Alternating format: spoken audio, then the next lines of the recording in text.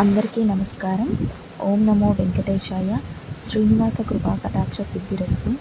శనివారం సందర్భంగా ఈ సుగంధి యాలకుల మాల ఎలా ధరింపచేయాలో ఒకసారి వివరాలు తెలుసుకుందాం.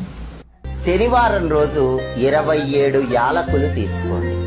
ఈ 27 యాలకులు ఒక 10 సెకన్లు గాని 20 సెకన్లు గాని నీళ్ళల్లో నానబెట్టండి. అంటే అవి కొంచెం మెత్తగా అవుతాయి. ఆ తర్వాత ఒక దారం తీసుకోండి. ఆ దారానికి తడి పసుపు రాయండి. అప్పుడు అది పసుపు దారం అవుతుంది.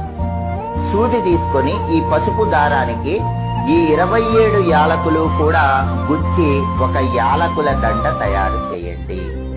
దీన్నే ఏలా సుగంధ మాల తో పిలుస్తారు.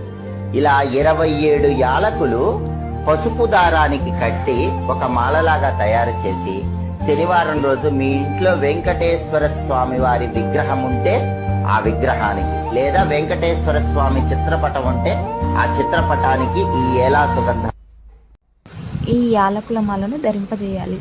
ఇలా 7 శనివారాలు పూర్తి చేసిన తర్వాత 8వ శనివారం రోజు ఆ 7 వారాలు ధరింపజేసిన యాలకుల మాలను ఏదైనా వెంకటేశ్వర స్వామి దేవాలయంలో కానీ లేదా తిరుపతి వెళ్ళగలిగే వాళ్ళు ఉంటే అక్కడ కానీ సమర్పించుకోవాలి.